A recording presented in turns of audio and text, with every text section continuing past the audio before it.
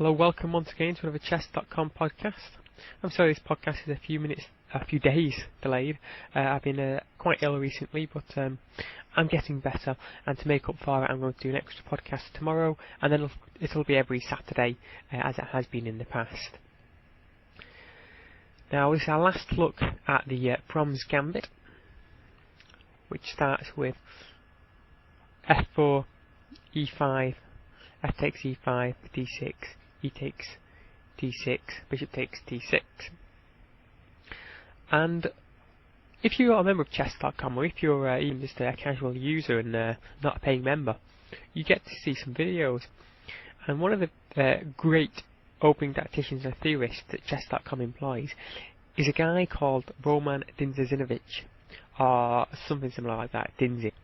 And he's known for his novelties and for his understanding of opening play.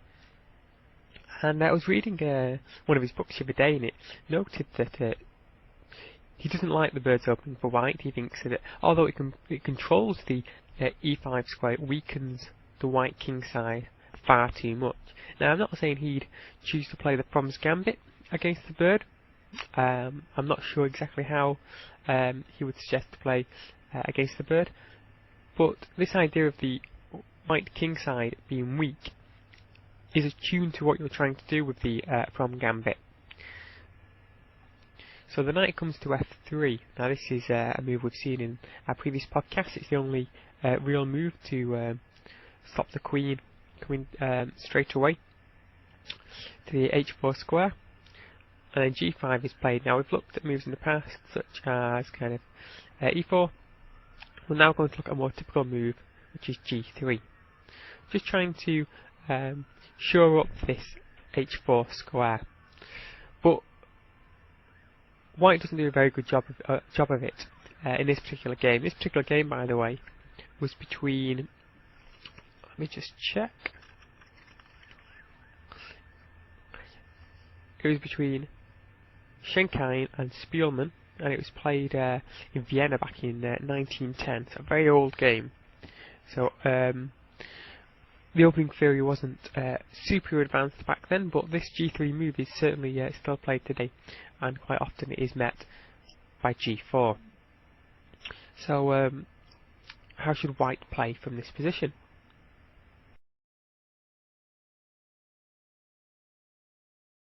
Well, obviously the white knight needs to move, and in this case moves to the h4 square. Seems to put on a square that's protected by pawns. Seems a good idea. Black plays knight to e7, and g4 is played. So both these freeing moves, d4 and g3, which are very much modern-day theory as well, played by white, are used here.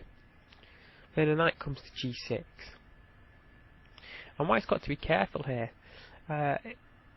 If he plays knight takes g6, h takes g6, suddenly there is a lot of pressure down the rook file, as well as the queen and the bishop coming in on direct squared.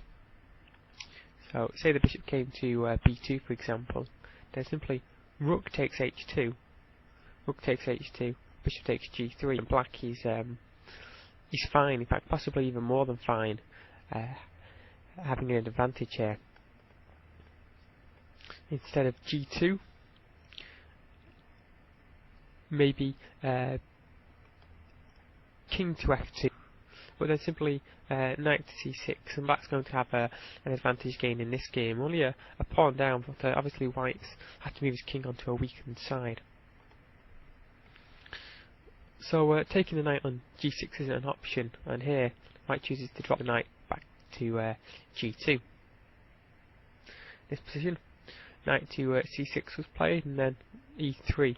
Possibly d5 was a stronger move, but this wouldn't have been too threatening either for black. So e3 was played, h5, bishop to d3, h4, bishop to g6, f takes g6. We can really see now these pawns starting to storm down on the white king side, and the white king being quite exposed, whereas the black king, although extremely breezy, he's not struggling, there's no attack against his side, so it's okay at the moment. Knight takes h4, and here we see a great positional sack, or positional sacrifice exchange, which is rook takes h4, g takes h4, queen takes h4, and now the king really is in dire straits, with the knight already developed, the bishops ready to come in, and the queen laying check and siege to the white king. King is forced onto d2, which is the best square, and then bishop to f5, just cutting off the black king's escape route. So the black king's got to find a good way of escaping. Well, there's some very complicated scenarios where the king comes to c3, but bishop to b4 check is suggested, and the king becomes extremely breezy and starts getting into a lot of trouble.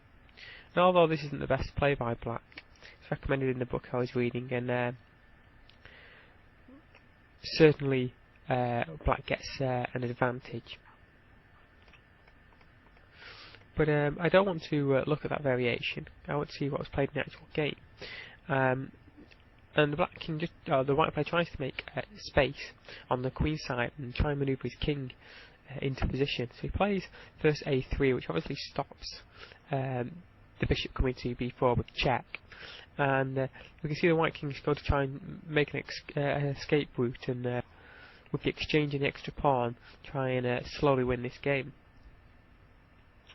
But the black player is completely unfazed here, and just castles queenside, which now puts the rook into the game. And notice how black's very quickly with this gambit managed to get 5 pieces into the action, all attacking the white king, and the white player has his 5 pieces all stuck on the back row. King comes to c3, and then bishop to e5. Great manoeuvre, obviously. The pawn can't take the bishop because the queen will drop. Then b4 is played.